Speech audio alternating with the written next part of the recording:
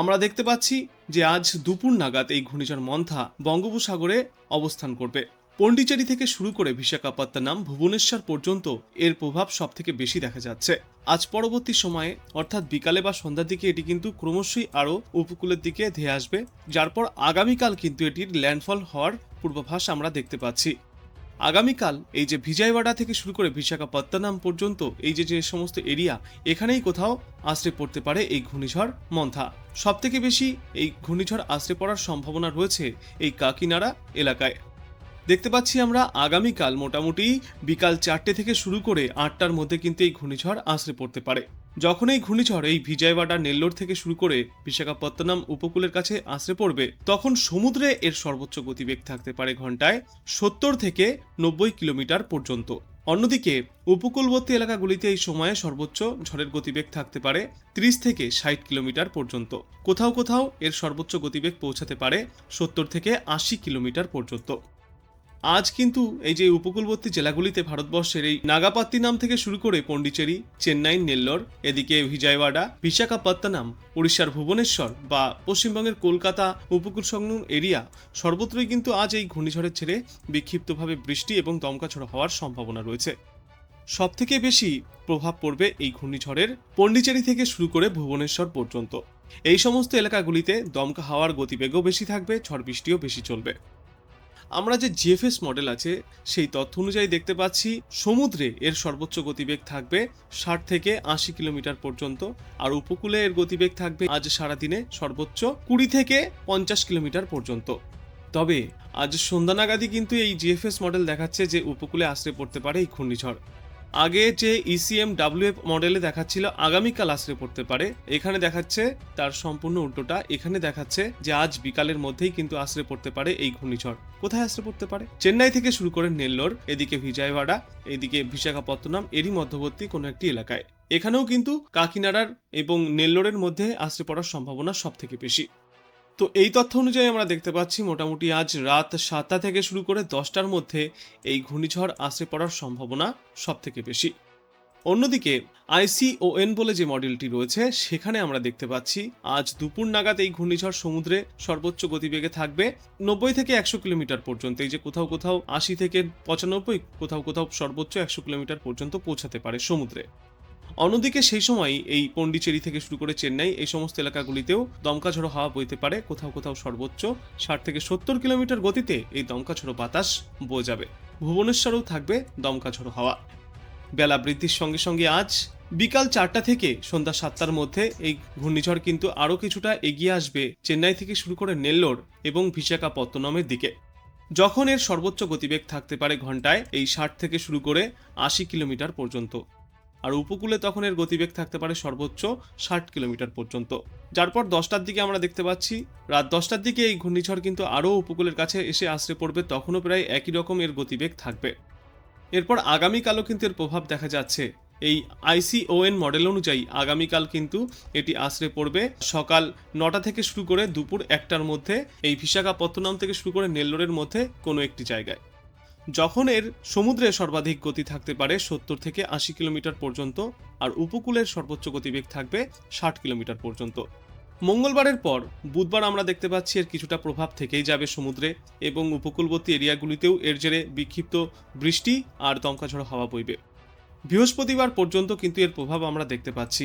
আর সমুদ্রে মৎস্যজীবীদের উদ্দেশ্যে যে সতর্কতা জারি করা হয়েছে সেটা জারি থাকবে আজ থেকে শুরু করে আগামী বুধবার বিকাল পর্যন্ত।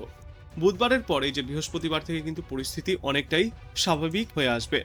শুক্রবার থেকে অনেকটাই দুর্যোগমুক্ত আবহাওয়া থাকবে সমগ্র উপকূল এবং সাগরে। ইসিএমডব্লিউএফ অনুযায়ী যে আমরা তথ্যচিত্র দেখতে পাচ্ছি, এখানে কিন্তু আমরা দেখতে পাচ্ছি যে আজ সারাদিনই দুর্যোগপূর্ণ আবহাওয়া থাকবে এই সাগর এবং উপকূলবর্তী এলাকাগুলিতে।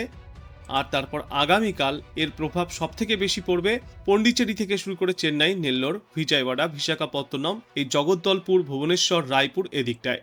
আর এর জেরে কিন্তু দমকা ঝড়ো হাওয়া বইবে এই সুন্দরবন, বালাসোর, এদিকে খড়গপুর, কালাপাড়া, মহেশখালী, টেকনাফ, সর্বত্রই কিন্তু হালকা দমকা হাওয়া বইতে পারে। এটা আমরা বর্তমান চিত্র দেখতে পাচ্ছি আগামীকাল দুপুরে। এখানে আমরা দেখতে পাচ্ছি সব থেকে বেশি এই যে ঝড়ো হওয়ার সম্ভাবনা রয়েছে মাসলিপত্তনম থেকে শুরু করে আমলাপুরাম, কাকিনাড়া এদিকটায়। এখানে কিন্তু উপকূলে কিন্তু ঝড়ের গতিবেগ সর্বোচ্চ থাকতে পারে 60 থেকে 70 কিলোমিটার পর্যন্ত, কোথাও কোথাও এটা আবার 80 কিলোমিটারেও পৌঁছাতে পারে। তো ইতিমধ্যেই সতর্কও থাকতে পরামর্শ দেওয়া হয়েছে এই উপকূলবর্তী বাসীদের জন্য, আর যারা পর্যটকরা রয়েছেন তারাও কিন্তু সাবধানে থাকবেন। আর এই শক্তিশালী ঘূর্ণিঝড় মন্থার জেরে বৃষ্টির পূর্বাভাসও রয়েছে, মেঘলা আকাশের সম্ভাবনাও রয়েছে।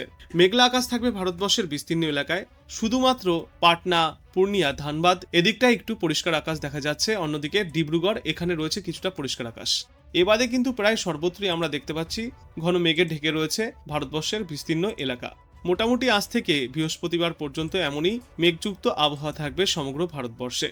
বিশেষ করে আমাদের পশ্চিমবঙ্গ এবং বাংলাদেশে আগামী বুধবার থেকে শুরু করে 31 তারিখ শুক্রবার পর্যন্ত এই মেঘের ঘনঘটা একটু বেশিই দেখা যাবে। এবার বিস্তারিত আলোচনা করব বৃষ্টি নিয়ে। বৃষ্টির পূর্বাভাস রয়েছে ভারতবর্ষের একাধিক প্রান্তেই।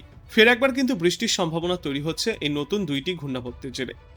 একদিকে যেমন এই গোয়ালিয়র থেকে শুরু করে আমেদাবাদ, যোধপুর, মুম্বাই, তারপর এদিকে গোয়া, এদিকে কোভালাম, তিরুনভেলি সব দিকে যেমন বৃষ্টি চলছে বজ্র বিদ্যুৎ সহ বিক্ষিপ্তভাবে, অন্যদিকে এই যে ভারতবর্ষের দক্ষিণ পূর্ব দিকের চেন্নাই থেকে শুরু করে পন্ডিচেরি, নেল্লোর, ভিজয়ওয়াড়া, বিশাখাপত্তনম, জগদ্দলপুর, ভুবনেশ্বর কুমার, রৌরকেল্লা এদিকেও রয়েছে বিক্ষিপ্তভাবে বজ্র বিদ্যুৎ সহ বৃষ্টির সম্ভাবনা।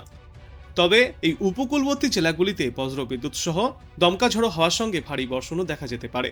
কোথাও কোথাও 3 ঘন্টায় সর্বোচ্চ 1.8 থেকে শুরু করে 5 মিলিমিটার পর্যন্ত বৃষ্টিপাত চলতে পারে। কোথাও কোথাও সর্বোচ্চ আবার 7.1 মিলিমিটার পর্যন্ত বৃষ্টিপাত চলবে। দিনের বিভিন্ন সময়ে কিন্তু এই বৃষ্টিপাত চলবে। সবথেকে বেশি বৃষ্টির সম্ভাবনা রয়েছে আজ রাতের দিকে।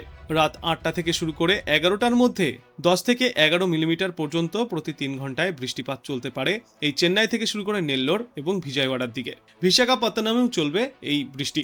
তবে এই সময় কিন্তু আমাদের বাংলায় তেমন কোনো বৃষ্টির সম্ভাবনা বা এই ঝড়ো হওয়ার সম্ভাবনা আমরা দেখতে পাচ্ছি না। আজ সারাদিনে মোটামুটি বিপদমুক্ত আবহাওয়া থাকবে সমগ্র বাংলাতেই। আগামীকাল সকাল পর্যন্ত আমরা কিন্তু দুই বাংলাতেই তেমন কোনো দুর্যোগপূর্ণ আবহাওয়া দেখতে পাচ্ছি না। তবে সেই সময়ও উপকূলবর্তী এলাকা নেল্লোর, চেন্নাই, ভিজয়পাড়া এইসব জায়গায় বৃষ্টি চলবে। মঙ্গলবার বেলা বৃদ্ধির সঙ্গে সঙ্গে কিন্তু আমরা দেখতে পাচ্ছি এইদিকেই পূর্ব দক্ষিণ ভারতের সঙ্গে ভুবনেশ্বর, ধানবাদ, এদিকে পশ্চিমবঙ্গের কলকাতা, তারপর খড়গপুর, জামশেদপুর, বালাসোর, হলদিবাড়ি সর্বত্রই বৃষ্টির সম্ভাবনা তৈরি হচ্ছে। বজ্র বিদ্যুৎ সহ বৃষ্টি চলবে। আগামীকাল দুপুর থেকে বিকালের মধ্যেই কলকাতা সহ পার্শ্ববর্তী এলাকাগুলিতে প্রতি 3 ঘন্টায় সর্বোচ্চ 0.4 মিলিমিটার থেকে 5 মিলিমিটার, কোথাও কোথাও 7 মিলিমিটার পর্যন্ত বজ্রবিদ্যুৎ সহ বৃষ্টি চলবে। পশ্চিমবঙ্গের এই পুরুলিয়া, মুড়ি এদিকেও কিন্তু এই বৃষ্টির সম্ভাবনা রয়েছে। বৃষ্টির সম্ভাবনা রয়েছে ঝাড়গ্রামে, উড়িষ্যাতেও চলবে বৃষ্টি। আগামীকাল রাতের দিকে এই বৃষ্টির সম্ভাবনা বজায় থাকবে দক্ষিণ বাংলায়। তারপর আমরা দেখতে পাচ্ছি বুধবারও বিক্ষিপ্তভাবে বৃষ্টি চলবে। বিশেষ করে বুধবার দুপুর 12টার পর থেকে সমগ্র পশ্চিমবঙ্গ এবং বাংলাদেশের বিস্তীর্ণ এলাকাতেই এই বৃষ্টির সম্ভাবনা রয়েছে। বুধবার দুপুর থেকে বিকালের মধ্যে সবথেকে বেশি বৃষ্টির সম্ভাবনা রয়েছে রংপুর, কালাই, ময়মনসিংহ, ঢাকা, খুলনা, রাজশাহী, মেহেরপুর, এদিকে পশ্চিমবঙ্গের কলকাতা সহ সমগ্র দক্ষিণবঙ্গ আর উত্তরবঙ্গের মালদা এই সমস্ত এলাকাগুলিতে। বুধবার বৃষ্টি চলার পর বৃহস্পতিবারও ফের একবার আমরা বৃষ্টির পূর্বাভাস দেখতে পাচ্ছি সমগ্র পশ্চিমবঙ্গ এবং বাংলাদেশের একাধিক প্রান্তে। বৃহস্পতিবারের পর শুক্রবারও ফের আমরা দক্ষিণবঙ্গে এবং দক্ষিণ বাংলাদেশে কিছুটা বৃষ্টির পরিমাণ কম হলেও উত্তরের দিকে দেখতে পাচ্ছি বৃষ্টির পূর্বাভাস রয়েছে। আগামী শনিবার পর্যন্ত এমনই দুর্যোগপূর্ণ আবহাওয়া আর বৃষ্টিমুখর আবহাওয়া থাকবে পশ্চিমবঙ্গ, বাংলাদেশ এবং তার পার্শ্ববর্তী এলাকাগুলিতে।